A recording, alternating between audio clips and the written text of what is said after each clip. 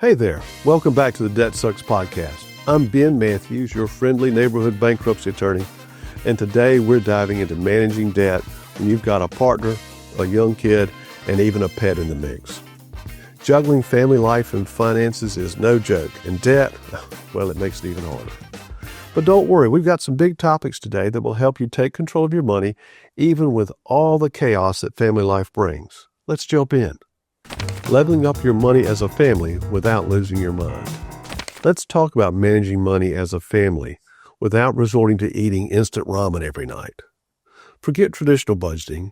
Instead, let's use the Level Up Money Plan because budgeting sounds about as much fun as a root canal, and we're not here for that. Now, step one is the brutally honest money breakdown. Before you can level up, you need to know where you stand. For 1 month, track everything. Yes, even that gas station snack run or the random Amazon purchases you swear you don't remember making. The goal? See exactly where your money is disappearing. With your partner, sit down together, pull up the transactions, and just look. No finger pointing, no I told you so's. Just ask, where is our money actually going? For example, you might think you spent $400 on groceries, but your bank account is laughing because it's actually $750, and that's why we track. Step 2, automate like a boss. Set up automatic payments for everything possible. Bills, savings, even fun money. If you don't see it, you won't spend it. With your partner, set a fun fund for each of you. This stops a lot of the do we really need that arguments because you both have no judgment spending money. For example, $50 goes straight to your fun fund every payday, so you can take the kids to the zoo without guilt, and your partner can buy whatever ridiculous thing they want without side-eye from you. The bottom line, win together, stress less. Managing money as a family doesn't mean tracking every penny. It means leveling up by focusing on the essentials, planning for surprises, and paying off debt with a strategy. The Level Up Money Plan makes sure your money works for you, not against you. And when you and your partner are on the same page, less stress, fewer fights, and way more financial wins. All right, how to tackle debt when one partner isn't on board. Speaking of partners, let's talk about managing money as a family without the stress, the fights, or the passive-aggressive sighs over your partner's Amazon orders. Forget strict budgeting and arguing over every expense.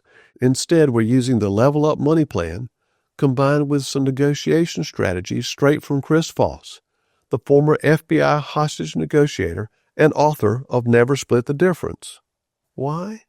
Because money conversations shouldn't feel like a battle. This isn't about winning or losing. It's about working together to build a stronger relationship while leveling up your finances. Here's a pro tip. The goal is not to blame, but to see the full picture together. For example, you think you spent $300 on eating out, but after checking, it's actually closer to $800. Your partner thought the utilities were $100, but it turns out they're $180. Here's a Chris Voss tip.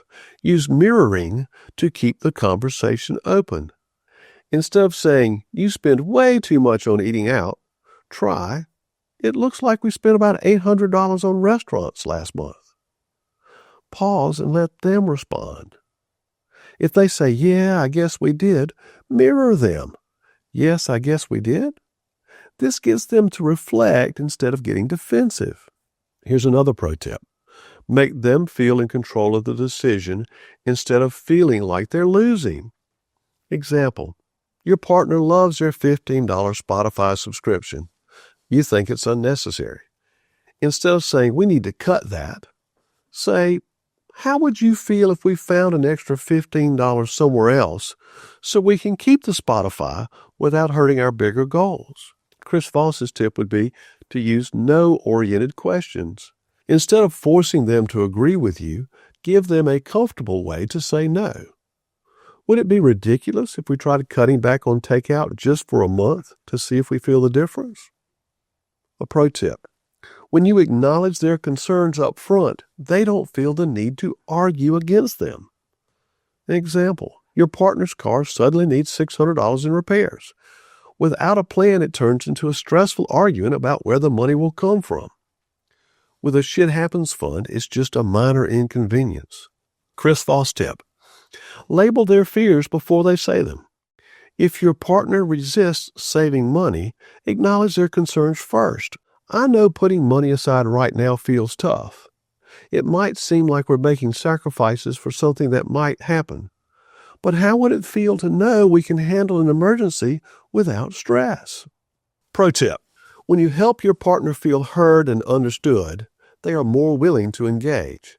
For example, you have a $500 medical bill, a $2,000 credit card balance, and a $15,000 car loan. You can't agree on which one to tackle first. Here's Chris Voss's tip: the that's right moment. Get your partner to feel heard and understood before making a plan. So what I'm hearing is, you want to get rid of debt, but you don't want to feel like we're punishing ourselves while doing it. If they say that's right, they feel validated, and now they're more open to a solution. Once they feel understood, you can suggest using the pile driver method without much resistance. A pro tip: people fear losing security more than they are motivated by gaining it. So make it about preventing stress, not restricting your life. For example, you want to send $50 automatically to a dream fund for each of you every payday. This will help pay for your dream house, car, or whatever. So Chris Voss's tip: the loss aversion trick. Instead of saying we should save more, frame it as avoiding loss. Would it be crazy to start putting a little money aside each month so we have more options in the future? Or what if we started by setting aside just $50 a paycheck, just to see how it feels? No big commitment. We can adjust as we go. Managing money as a family isn't about winning. It's about working together to build a better future. Use open-ended questions to make decisions together. Prioritize what actually matters. Acknowledge your partner's fears before suggesting changes. Automate smart financial moves so neither of you has to play the bad guy. This is not just about money. It's about building trust, communication, and a financial plan that works for both of you. All right, time for our listener question segment where you send in your burning money questions and I give you straight, no BS answers. Today's question comes from Lisa, and it's a spicy one. Here's Lisa's question. Ben, I don't get it. You're a bankruptcy attorney. Isn't doing the Debt Sucks podcast kind of bad for business? If people learn how to handle their debt better, won't fewer people file for bankruptcy? Why would you risk that? Lisa, I love this question. First, let's clear something up. Most people who file for bankruptcy don't get there because they were reckless with money. They end up in my office because something bad happened that they weren't financially prepared for. The loss of a job, a medical crisis, a divorce, or the death of a spouse. When you don't have savings and life throws you a big curveball, debt piles up fast. And before you know it, you're buried under bills you can't possibly pay. And that's when bankruptcy becomes the best or the only way out. So why do I do this podcast? Because I'd rather help people prepare for the unexpected so they never have to sit in my office feeling like their life is falling apart. If I can teach people how to build a safety net, get out of debt smarter, and avoid financial disasters, then I'm doing more than just filing cases. I'm actually helping people stay afloat before they sink. Now on to the second part of your question. Will this ruin my business? No. Here's why. Not everyone listens to podcasts, and I'm not exactly Joe Rogan over here, right? People who need bankruptcy will still need bankruptcy. If you're drowning in medical debt after cancer treatments or get hit with a divorce and a pile of bills, no amount of budgeting hacks is going to magically fix that. And I love this work, helping people get control of their money, whether that's through bankruptcy, smart debt payoff strategies, or just preparing for life's inevitable oh crap moments, is what I actually care about. So Lisa, I appreciate the concern, but I'm not losing sleep over it. If I can help more people by giving them practical tools and a few less folks need to file for bankruptcy because of it, hey, that's a win in my book. Have you got a money question? Send it in. I'm here to help, whether that's through this podcast or in a bankruptcy consultation. Either way, we're tackling debt together.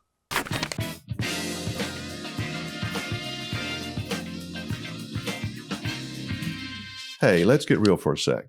The Debt Sucks plan, it's awesome. It works. But not everyone has the time or the patience to chip away at their financial Mount Everest.